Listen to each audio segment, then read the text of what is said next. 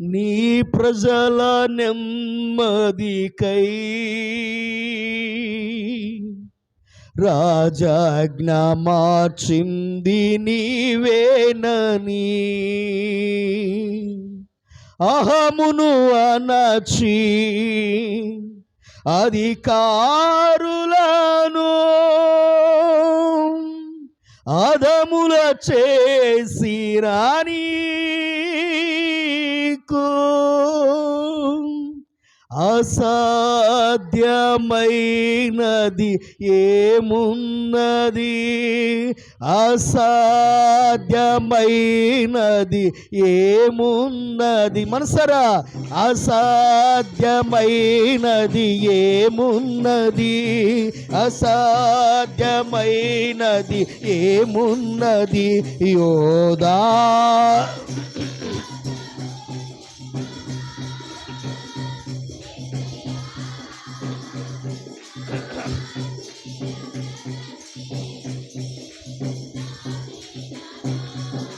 నీవే కదా నా ఆరాధన, నీవే కదా నా ఆరాధనా, స్తుతి ఆరాధనా, ఆరాధనా స్తుతి ఆరాధనా, ఆరాధనా స్తుతి ఆరాధనా, ఆరాధనా స్తుతి ఆరాధనా. నీ ప్రజల నెమ్మదికై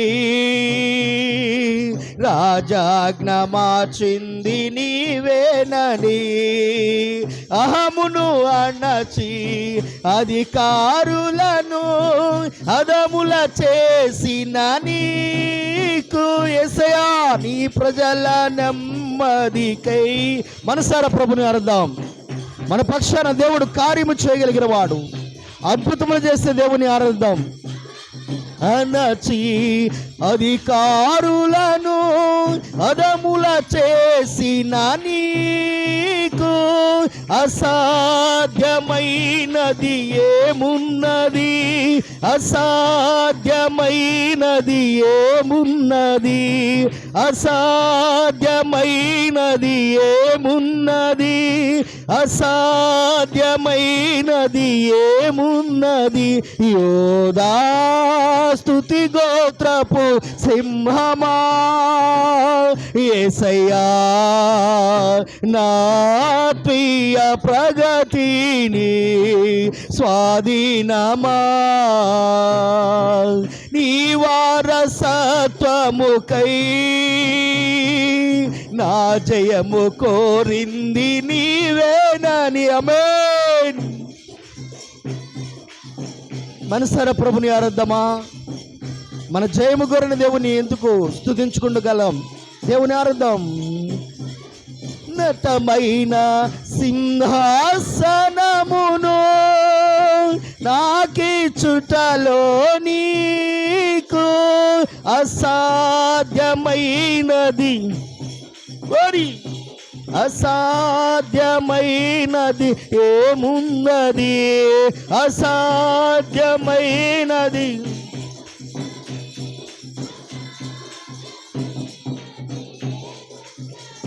యోధా స్తుతి గోత్రపు సింహమా యేసయ్యా నా ఆత్మీయ ప్రగతిని స్వాధీనమా నీవే కదా నా ఆరాధన, నీవే కదా నా ఆరాధన, ఆరాధనా స్తుతి ఆరాధనా, ఆరాధనా స్తుతి ఆరాధనా, ఆరాధనా స్తుతి ఆరాధనా, ఆరాధనా స్తుతి ఆరాధనా.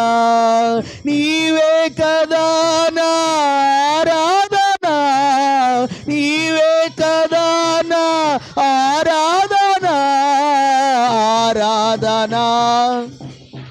యేసయ్యా ఆరాధనా స్తుతి ఆరాధనా ఆరాధనా స్తుతి ఆరాధనా ఆరాధనా స్తుతి ఆరాధనా ఆరాధనా స్తుతి ఆరాధనా.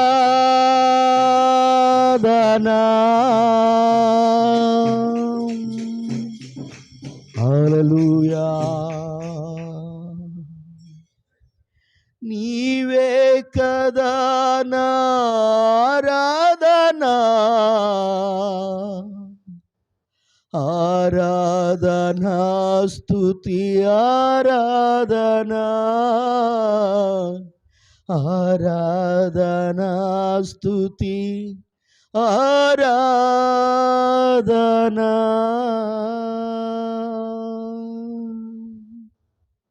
యేసయ్యా నీకు వందనాలు, కన్న తండ్రి నీకు వందనాలు, కరుణామయుడా నీకు వందనాలు, జాలి దయగలిగిన వాడ నీకు వందనాలు, ప్రేమాప్యాయత అనురాగపు ఆనంద సంతోషాలతో నీకు నడిపిస్తున్నవాడా నీకు వందనాలు.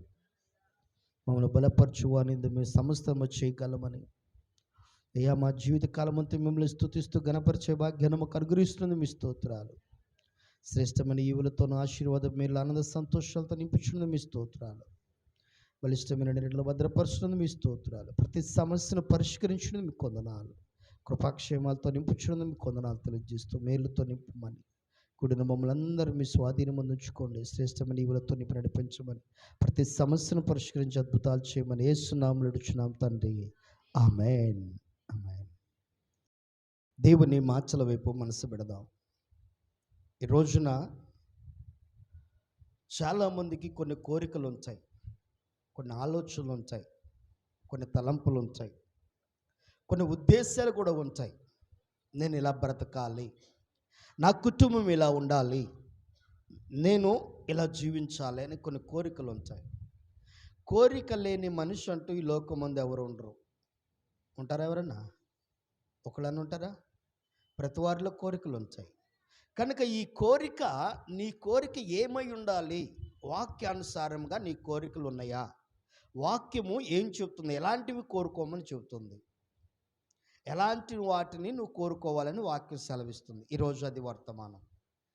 ఎలాంటి వాటిని మనం కోరుకోవాలో దేవుని వాక్యం నుంచి కొన్ని విషయాలు మనకు జ్ఞాపకం చేసుకుందాం. దేవుడు మన దగ్గర నుంచి కోరుకునేది ఏమిటో కూడా తెలుసుకుందాం. ఎందుకంటే దేవుడు కోరేది ఉంటుంది, అదే రీతిగా మనం కోరుకునేవి ఉంటాయి. కనుక ఈరోజున క్లుప్తంగా కొన్ని విషయాలను జ్ఞాపకం చేసుకుందాం. ఒక మాటను చదవండి, పరిశుద్ధ లేఖన గ్రంథంలో నుంచి దేవుని మాటల వైపు మనసు పెడదాం. ప్రసంగి గ్రంథము 5వ అధ్యాయము 18వ వచనం. ప్రసంగి గ్రంథము 5వ అధ్యాయము 18వ వచనం. మరియు కోరదగినది గాను చూడముచ్చటైనది గాను నాకు కనబడినది ఏదనగా, దేవుడు తనకు నియమించిన ఆయుష్కాల దినములనియు ఒకడు అన్నపానములు పుచ్చుకొనుచు తన కష్టార్జితం అంతటిని క్షేమముగా బ్రతుకుటయే, ఇదే వానికి భాగ్యము. కోరదగినది. ఎవరు చెప్తున్నారు ఈ మాట? సొలొమోను చక్రవర్తి. ఎవరు ఈయన? ప్రపంచ దేశంలో అంతకు మునుపు అంతటి జ్ఞానం లేడు, ఇప్పుడు కూడా అంతటి జ్ఞాని పుట్టల. అర్థమైందండి? అంతకు మునుపు అంతటి జ్ఞానం లేడంట, తర్వాత కూడా అంతటి జ్ఞాని ఎవరు పుట్టలేదంట. అంతటి మహాజ్ఞాని అయిన సొలొమోను చెప్తున్న మాట ఏమిటంటే, ఈ భూలోకం ముందు కోరదగినది ఒకటి ఉంది, కోరదగినవి కొన్ని ఉన్నాయి. వాటిలో ఒకటి ఏంటంటే తన అనుభవాన్ని చెప్తున్నాడు. ఏమిటది? అన్నపానములు పుచ్చుకొని, ఏం పుచ్చుకునంట? అన్నపానములు పుచ్చుకొని తన కష్టార్జితమును అనుభవించడం తప్ప. అర్థమైందా? ఏమనుభవించాలంటే తన కష్టార్జితం. ఏ మానవుడైనా తనంతుడుకు తాను కష్టపడడం నేర్చుకోవాలి. కష్టపడందే విలువ అనేది ఉండదండి. ఎవరి పరిధిలో వారు కష్టపడితే ఆ కష్టానికి ప్రతిఫలం ఉంటుంది. ధైర్యంగా ఇది నా కష్టార్జితం అని చెప్పుకోవడానికి అవకాశం ఉంటుంది. అర్థమైందండి? ఉదాహరణకు ప్రతిదిన బిడ్డలారా బాగా అర్థం చేసుకోండి. పెంచుకున్న కొడుకునను కన్నా బిడ్డకి తేడా ఏంటి చెప్పండి? ఇద్దరు బిడ్డలే.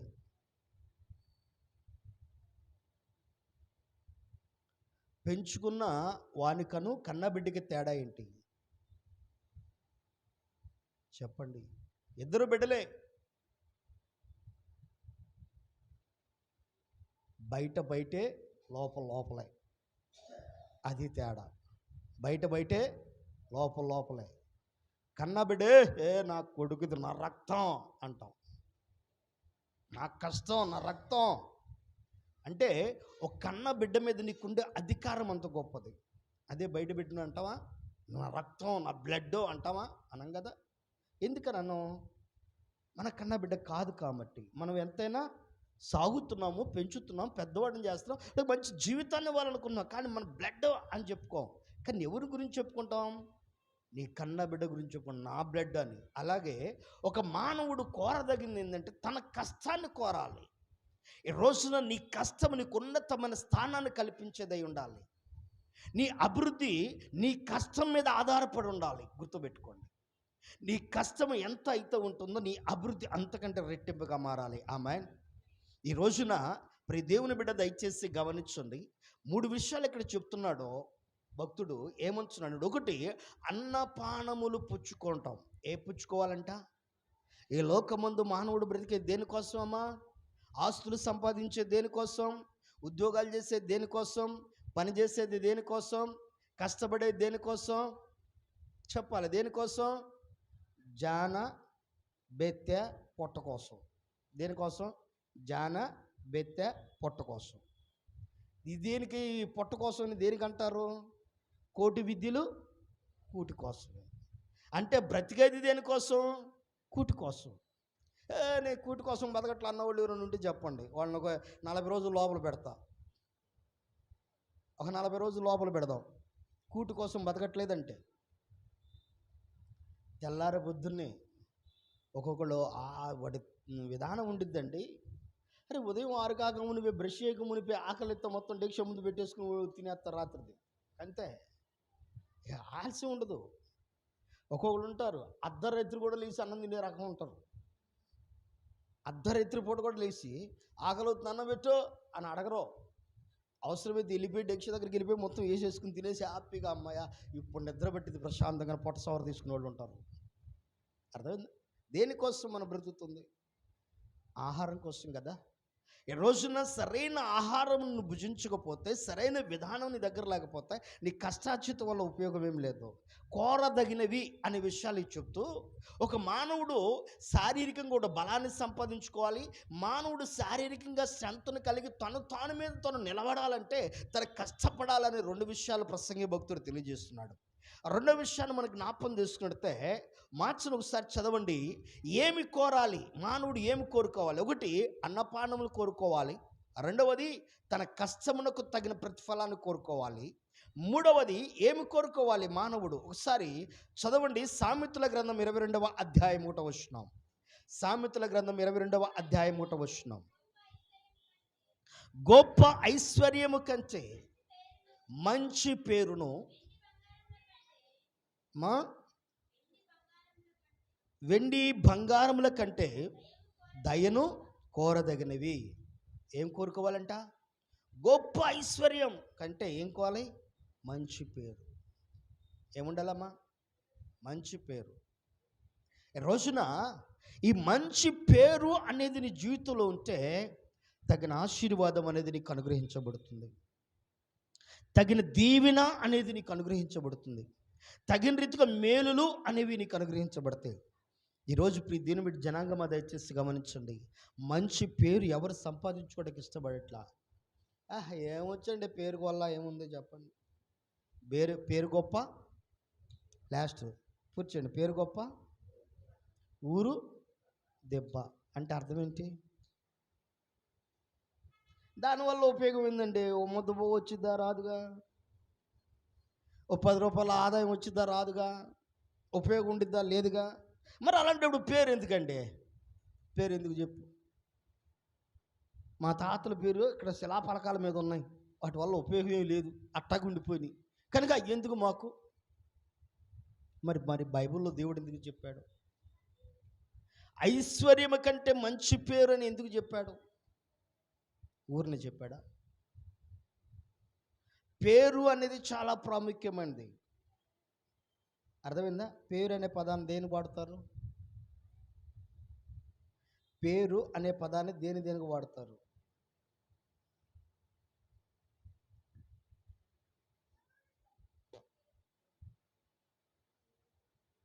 చెప్పండి. పేరు అనే పదం దేనికి వాడతారు? ఆ వ్యక్తికి వాడతారు. ఇంకా అమ్మ సర్టిఫికేట్లు, ఆధార్ కార్డులు వాడతారు పేరు. ఇంకా నెంబర్ వన్లో అసలు మీరు తెలివిగల వాళ్ళు పోటీలు పెడితే భారతదేశం మొత్తంలో గరిపాల వాళ్ళు ఉంటారు ముందు. సర్టిఫికేట్లు, ఆధార్ కార్డులు వాడతారు పేర్లు. చెప్పండి, పేరు దేనికి వాడతారు? దేనికి వాడతారు?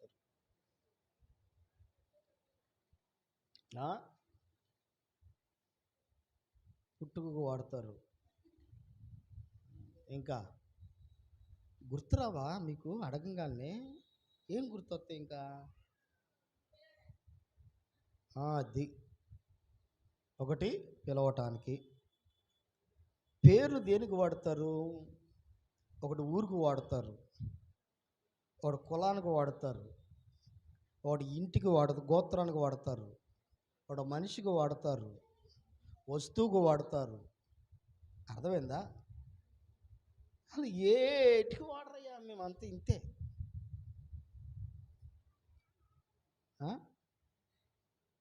పేరు దేనికి వాడతారు? ఈ రోజున పేరును గురించిన విశిష్టత చాలా ప్రాముఖ్యమైనది. ఇప్పుడు దేవుని బిడ్డలారా గమనించండి, ఇక్కడ గొప్ప ఐశ్వర్యం కంటే మంచి పేరు అంట. పేరులో కూడా ఎలాంటిది? మంచి పేరు. ఈ పేరు చాలా ప్రాముఖ్యమైనది. ఈరోజు నీకు పెట్టబడిన పేరు ఎంత గొప్పదంటే చాలామంది ఆ పేరును పెట్టి పిలిపించుకోవడానికి భయపడతారు. ఇటువరకు పూర్వకాలం ముందు తండ్రులు, తల్లులు వాళ్ళకి ఏంటంటే కొన్ని విధానాలు ఉండేవి. మన భారతదేశ సాంప్రదాయంలో కొన్ని విధానాలు ఎలా ఉండేవి అంటే కొన్ని వాటి అంత లోతుకి వెళ్ళలే, కానీ మీకు మన భారతదేశ సంప్రదాయంలో కొంచెం బడుగు బలహీనమైన ఇళ్లలో పుట్టిన వాళ్ళకి పేర్లు ఎలాంటి పేర్లు పెట్టించేవాళ్ళు అంటే, పైన కొంతమంది ఉన్నతమైన వాళ్ళు పెంటమ్మ, పెంటయ్య, పిచ్చయ్య, పుచ్చయ్య ఇలాంటి పేర్లు పెట్టించేవాళ్ళు. ఏంటయ్యా నీకు అర్థం కావట్లేదురా? అర్థం కావట్లే నీకు? ఎంత గొప్ప పేరు తెలుసా? ఓకేనయ్యా. అటు బతికినంతకాలం పెంటయ్య అని పిలిపించుకోవాల్సి. అర్థమైందా? ఇటువరకు మన యొక్క బడుగు బలహీనమైన కుటుంబాల్లో ఉన్న అనేకులు, అగ్రవర్గంలో ఉన్నవారు పెట్టిన పేర్లు కొన్ని ఎలాంటివి. ఆ పేర్లతోనే చాలామంది పిలువబడ్డారు, ఆ పేర్లతోనే సర్టిఫికేట్లు సంపాదించుకున్నారు, ఆ పేర్లతోనే గొప్పవాళ్ళుగా మారారు. కానీ ఈ రోజున మరలా అలాంటి పేర్లు పెట్టుకోవాలంటే ఇష్టపడతారా? ఒకవేళ కరమగొద్ది ఆడికి వాళ్ళ ఇంట్లో వాళ్ళు ఏదన్నా పుచ్చియా అని పేరు పెట్టారే, ఏంద్ర పుచ్చే నాకు నేనే మార్చుకుంటాను నా పేరు, సర్టిఫికేట్లోకి వెళ్ళాడో మార్చుకుంటున్నాడు. అర్థమైందండి? ఎందుకంటే ఈ రోజున పేరు అనే విలువను సంపాదించుకున్నారు, పేరు అనే దాని గురించిన ఆధిక్యతను తెచ్చుకుంటున్నారు. బైబిల్ లేఖన గ్రంథంలో ఒకసారి చదవండి. యెషయా గ్రంథం 49వ అధ్యాయం 1వ వచనాన్ని ఒకసారి చదవండి. యెషయా గ్రంథం 49వ అధ్యాయం 1వ వచనం. దీపములారా నా మాట వినుడి, ఆలకించుడి. నేను గర్భమున పుచ్చగానే యెహోవా నన్ను పిలిచెను, తల్లి నన్ను ఒడిలో పెట్టుకుంది మొదలుకొని ఆయన నా నామమును, నా పేరును జ్ఞాపకం చేసుకుంటున్నాడు. దేన్నంట అమ్మ? దేని జ్ఞాపకం చేసుకుంటే దేవుడు? నా పేరు దేవుడు జ్ఞాపకం చేసుకుంటున్నాడు. చాలామంది పేర్లు వాళ్ళ భర్తలకు తెలియవు. కొంతమందికి యావండి యావండి యావండి అని పిలవటం అలవాటు అయిపోయి, ఏంటమ్మా మీ ఆయన పేరు చెప్పకూడదండి. ఏం చేయకూడదంట? చెప్పాలి. ఏం చేయకూడదు? లోకంలో ఒకటి రెండు ఉండే అలవాట్లు. ఏంటి చెప్పండి? ఆడవాళ్ళ వయసు, భర్త పేరు. అమ్మ అర్థమైందా? తెలుసా మీకు ఈ విషయం? అసలు ఈ మర్మం ఏంటి తెలుసా మీకు? భర్త పేరు, ఆడవాళ్ళ వయసు చెప్పకూడదు అంటారు. చెబితే వచ్చే నష్టం ఏంటంట? నేను దానివల్ల నష్టం ఏంటి? నీ భర్త ఎవరు నీ పేరు చెప్పుకోవడానికి నీకు వచ్చే నష్టం ఏంటి? ఒకళ్ళు చెప్పకూడదు, వాస్తవమే. పెళ్ళిలో తంతుకు పంపిస్తారు చూసారా? పెళ్ళిలో తంతుకు పంపిస్తారే 3వ రోజు కార్యక్రమానికి, అక్కడ గడప దగ్గర ఎందుకు చెప్పిస్తారు అంట. అర్థమైందా? అక్కడ గడప దగ్గర ఎందుకు చెప్పిస్తారు, 16 రోజు పండగల టైంలో ఎందుకు చెప్పిస్తారో అర్థమైందా? మరి అసలు బయటకు వస్తే భర్త పేరు చెప్పకూడదండి, మరి అదేందో అర్థం కాదు. అర్థమైందండి? ప్రియ దేవుని జనాంగమా దయచేసి గమనించండి. ఎందుకంటే 2 విషయాలు. ఇక్కడ పిలవటం అలవాటు అయిపోద్ది. పేరు పెట్టి పిలవకూడదు. భర్తను ఎప్పుడు ఎలా పిలవాలి? యావండి అని సంబోధించాలి. కనుక అలవాటైపోయిన వీళ్ళకి ఏమని పిలుస్తారు? యావండి యావండి అని అలవాటైపోయి ఆయన పేరు యావండి అయిపోయింది చివరానికి. అందుకని ఎవరు వచ్చినా యావండి ఏంటమ్మా, ఒక్క నిమిషం వెళ్తారు అడకు, ఇంతకీ మా ఆయన పేరేంటి అని అప్పుడు వెళ్తారన్నమాట. అది అందుకోసం చెప్పరు. రెండో మర్మం ఏంటంటే, ఇక్కడ వయసు ఎందుకు దాచుకోవాల్సి వచ్చింది? వయసు ఎందుకు? వయసు దాచుకుంటూ వచ్చిన నష్టం ఏంటి? ఆడవాళ్ళ వయసు ఎప్పుడు దాస్తారు తెలుసమ్మా మీకు? హాస్పిటల్కి వెళ్ళినప్పుడు తెలిసిద్ది. అమ్మా ఎంతమ్మా మీ వయసు? ఎక్కడికి వెళ్ళినప్పుడు? హాస్పిటల్కి వెళ్ళినప్పుడు తెలిసిద్ది. ఏదన్నా పేషెంట్ అయ్యి హాస్పిటల్కి వెళ్తే అమ్మో ఇప్పుడు ఎంతో ఈ సమస్యలు ఈ రోగం వచ్చింది అంటారేమోనని ముందుగానే వయసు చాలా కంట్రోల్ చేస్తారు. కనుక దయచేసి గమనించండి, ఎప్పుడు దాచుకోవద్దండి. దాచుకోవాల్సింది ఏమిటంటే, జీవితంలో కొన్ని మిస్టేక్స్ ఉంటాయి, వాటిని కంట్రోల్ చేసుకుని వాటిని దాచుకుని శారీరకంగా పవిత్రంగా దాచుకోవడం నేర్చుకోండి. అంతేగాని దాచుకోకూడనివి అన్నీ దాచేసుకుని దాచుకోలేనివన్నీ బయటపడేసుకుని జీవితాన్ని పాడు చేసుకోవద్దు. ఎందుకంటే బైబిల్ సెలవిస్తుంది, ఆయన నీ పేరును నువ్వు పుట్టింది మొదలుకొని ఆయన స్మరించడం ప్రారంభించాడు. నీ పేరునే జ్ఞాపకం చేసుకుంటున్నాడు. అంటే నీ పేరుకి అంత విశిష్టతను ఒకసారి అర్థం చేసుకో. దేవుడు నీకు పేరు పెట్టించాడు, ఆ పేరుకి అంత విశిష్టత ఉంది, ఒకసారి అర్థం చేసుకో. నీ పేరు సామాన్యమైనది కాదు, నీ పేరు గొప్పది. అందుకనే నువ్వు పేరును గొప్ప చేసుకోవడానికి మంచి పేరు సంపాదించుకో. ఆ పేరు కాస్త మంచిని యాడ్ చేసుకో, మంచిగా బ్రతుకు. దేవుడు నీకు ఇవ్వబడిన పేరును బట్టి కాస్త మంచిగా నువ్వు బ్రతుకు అంటున్నాడు దేవుడు. ఆ మంచిని సంపాదించుకో. ఈ లోకమందు ఎంత చెడును సంపాదించుకున్నావు, కానీ ఒక రోజు చెడు మరలా నిన్ను నాశనం చేసిద్ది. చెడు ఎప్పుడైనా ఒక రోజు నాశనం చేస్తుందండి. కానీ అల్పకాల సంతోషాన్ని ఇవ్వచ్చు, తాత్కాలికంగా సంతోషాన్ని ఇవ్వచ్చు, మనసుకు ప్రశాంతత అనిపించవచ్చు, నెమ్మది అనిపించవచ్చు, ప్రతిదిన బిడ్డలారా. కానీ దాని వలన హానే, నష్టమే. కానీ అనే పదం వచ్చింది అంటే అక్కడ గూని అనేది ఒకటి ఉండిద్దని గుర్తుపెట్టుకోండి. అర్థమైందా? ఏం పదం వచ్చింది అది? కానీ అనే పదం ఉందంటే దానికి వెనకమాల గూని అనేది ఉందని మాత్రం గుర్తుపెట్టుకోండి. గూని ఉన్నవాడు ఆరోగ్యవంతుడిగా ఉంటాడా? ఎట్టుంటాడేక ఇంతేక. అక్కడ స్ట్రైట్గా చూడలేడు, నిలబడలేడు, చక్కగా ఉండలేడు. వాడు ఎప్పుడు చూసి నీకు ఇంతేక, ఎట్టగా ఉండాలేక. అంటే సగము జీవితం అవసరం అంటారా?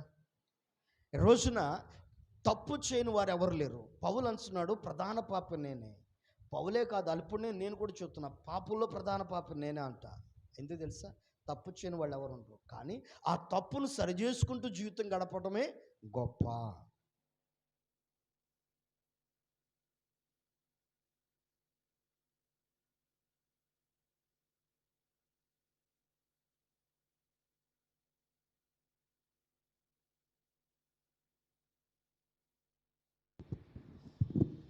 పరిశుద్ధంగా జీవితం గడపడమే గొప్ప.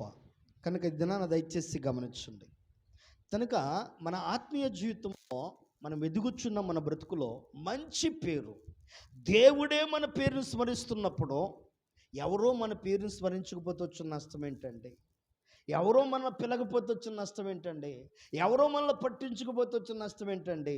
ఎవరో మనల్ని గౌరవించకపోతే వచ్చిన నష్టం ఏంటండి? సృష్టికర్త దేవునికి నువ్వు గొప్ప సాధనగా ఉంటే గట్టిగా చప్పట్లు కూడా దేవుని నామమున మహిమపడదాం. ఆయనే నిన్ను స్మరిస్తున్నాడు. ఆయనకంటే గొప్పవాళ్ళ ఈ లోకమందు మానవుడు? ఆయనకంటే శక్తిమంతుల ఈ లోకమందు మనుషులు? కనుక అలాంటి వారు నీ పేరు నోట ఎత్తడానికి కూడా ఇష్టం లేదని నువ్వు ఎందుకు కుమిలిపోతావు? అయ్యో వాళ్ళకి నా పేరు ఎత్తడం కూడా ఇష్టం లేదండి, నా పేరుతో పిలవటం ఇష్టం లేదు, తీసేయ్. దేవునికి ఇష్టంగా ఉందని పేరు పిలవటం. ఆమేన్. చాలు. ఆడు నాన్నోడితో పిలిచేదండి, ఆడిని పలకరించేది పలకరిద్దు. స్తోత్రం. దేవునికి అప్పగించు. దేవుడున్నాడు కదా నీ పక్షాన గొప్ప కార్యం చేయడానికి. ఆయన ఏర్పాటు చేసుకున్నాడు కదా నిన్ను, పేరు పెట్టి నిన్ను పిలిచి ఉన్నాను అంటున్నాడు. యెషయా గ్రంథం 43 అధ్యాయం 1వ వచనం చదవండి. యెషయా గ్రంథం 43 అధ్యాయం 1. అయితే యాకోబు, నిన్ను సృజించిన వాడికి యెహోవా, ఇశ్రాయేలు నిన్ను నిర్మించిన వాడు ఇలాగు సెలవిచ్చుచున్నాడు, నేను నిన్ను విమోచించి ఉన్నాను, భయపడకము, పేరు పెట్టి నిన్ను పిలిచి ఉన్నాను, నువ్వు నా సొత్తు. ఆమేన్. ఏమంటున్నాడు? పేరు పెట్టి పిలుచున్నానయ్యా, నువ్వు నా సొత్తు. దేనికి భయపడతావు?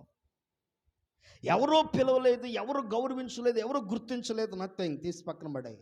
నిన్ను గుర్తించాలని దేవుడి ఉద్దేశం అయితే ఆయన అంటున్నాడు, పెంట కుప్ప మీద నుండి లేవనెత్తి ఉన్నతమైన స్థానంలో కూర్చుండబెట్టేవాడు నేనే. ఆమేన్.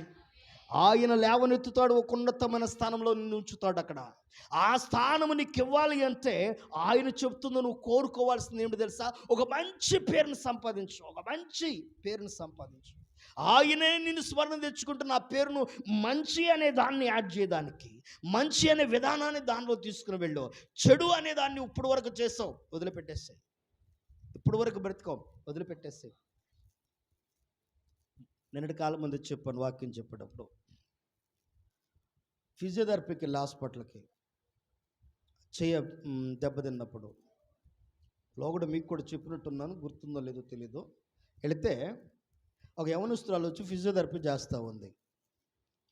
నన్ను చూడంగానే అనిపించింది మొత్తానికి, మీరు పాస్టర్ గారా అంది. అవునమ్మా అన్న. మా అమ్మ, మా అన్నయ్య, మా వాళ్ళందరూ ప్రార్థనకి వెళ్తారు, మరి నువ్వు వెళ్ళవమ్మా? నేను వెళ్ళనండి అని. ఎందుకన్నమ్మా? ప్రార్థనకి వెళితే పాపం చేయకూడదంటగా అంది.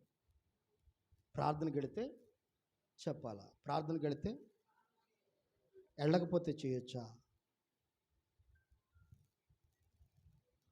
నేను ఆ అమ్మాయిని అడిగిన మాట, వెళ్ళకపోతే చేయొచ్చా తల్లి అన్న. ఏమండి, అర్థమైందా? బాప్తీసం తీసుకుంటే పాపం చేయకూడదు, బాప్తీసం తీసుకోకపోతే చేయొచ్చా? ఏ రాయి అయితే పొలరాలు కొట్టుకోవడానికి? ఎప్పుడైతే ఏమైంది చెప్పు? అర్థమైందమ్మా? ఏ రాయి అయితే ఏమైంది, ఎప్పుడైతే ఏమైంది? పళ్ళు రాలగొట్టుకోవడానికి ఏ రాయి అయినా పర్వాలేదుగా, ఏ సమయం అయినా పర్వాలేదుగా. ఇంకెందుకు రాలగొట్టుకోవాలనుకున్నప్పుడు? తీసుకుంటే తీసుకోకపోతే. అర్థమైందా? బాప్తీసం తీసుకుంటే పాపం చేయకూడదు, బాప్తీసం తీసుకోకపోతే చేయొచ్చా? ఈ రోజున చాలామందికి ఇదే అండి, ఇదే కన్ఫ్యూజ్లో బతుకుతున్నారు చాలామంది. బైబిల్ సెలవిస్తుంది, అది తప్పు అని నీకు అనిపించినప్పుడు, ఒకవేళ చేసావు తప్పు అని నీకు కనిపించింది, చాలు చాలు, ఏ పూటకు అది చాలేక బాయ్ బాయ్. అది నీ మనస్సాక్షిని నొప్పింపజేస్తుంది, గుచ్చుతుంది నీ మనస్సాక్షిని. పదే పదే నువ్వు తప్పు చేస్తావు, అయినా సరే అంటావా, దేవుడు నీకు భ్రష్ట మనసుకు అప్పగించేస్తాడు. ఇక ఆయన భ్రష్ట మనసుకు అప్పగిస్తే నువ్వు చేసేదంతా రైట్ అనిపించదు నీకు. బాప్తీసం తీసుకున్నా తీసుకోకపోయినా నువ్వు చేసేదంతా కరెక్ట్ అనిపించద్ది. అప్పుడు నువ్వు ఎంత కన్నీరు కాచినా మరలా వెనుక తిరిగి చూసుకోవడానికి వేరే మార్గం నీకు కనపడదు. బైబిల్ సెలవిస్తున్న మాట, ఈ రోజున పేరు పెట్టి నిన్ను పిలిచి నువ్వు నా సొత్తు అంటున్నాడంటే అర్థం ఏంటంటే, ఆయన బిడ్డగా నువ్వు మారాలని, ఆయనలాగా నువ్వు ఉండాలని, నీ పేరును గొప్పగా ఉంచాలని, ఆయన నీకు ఉన్నతమైన స్థానం ఇవ్వాలని నన్ను ఆశపడుతూ ఉంటున్నాడు. నిన్ను పేరు పెట్టి పిలుస్తున్నా. నేను కోరుకునేది ఇదే, నీకు మంచి పేరు నువ్వు కావాలి. సంఘములో ఒక మంచి పేరును సంపాదించే వ్యక్తిగా నువ్వు మారాలి. సమాజంలో ఒక మంచి పేరును సంపాదించే వ్యక్తిగా మారాలి. ఒకవేళ ఆ మంచి పేరు కోసం నిందలు అనిపించో, ఆ మంచి పేరు కోసం కష్టపడో, ఆ మంచి పేరు కోసం దూషణ అనిపించో, ఆ మంచి పేరు కోసం సమస్య అనిపించో, నథింగ్, దాని గురించి బాధపడదు. కానీ మంచి పేరు నిలబడింది అంటే, అరే కష్టపడి ఈ పని చేస్తాడు రా, నిందలు అనిపించినా సమస్య అనిపించిన నెంబర్ 1 చాలు, ఆ మంచి పేరు